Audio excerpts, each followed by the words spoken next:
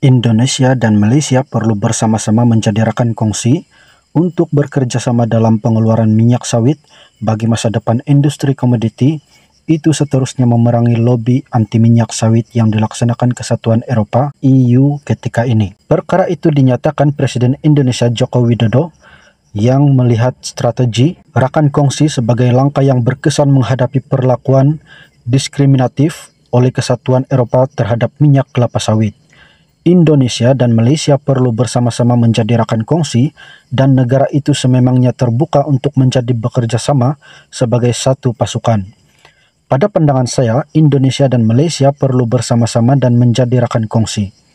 Indonesia juga terbuka untuk menjadi rekan kongsi Malaysia dalam jangka menghadapi situasi pasaran utama negara EU.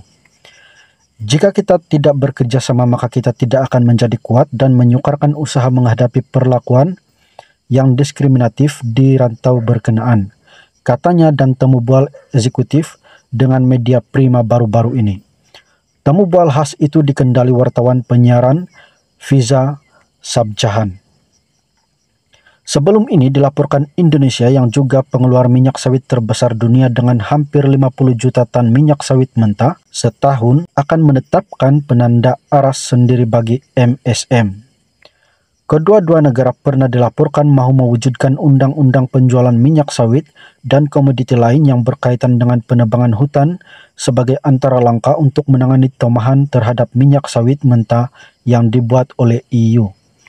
Jokowi yang kini menjadi pengurus ASEAN menegaskan Indonesia dan Malaysia tidak boleh bertarung sesama sendiri karena ia akan merugikan kedua-dua pihak. Kedua negara perlu bekerjasama dan bersatu. Saya yakin mampu menghadapi dan menyelesaikan isu ini bersama-sama, katanya. Beliau menegaskan Indonesia dan terus memperjuangkan isu berkaitan kelapa sawit karena 16 juta rakyatnya bekerja dalam sektor berkaitan kelapa sawit. Katanya Indonesia sama sekali tidak akan membiarkan perlakuan diskriminasi itu terus berlaku.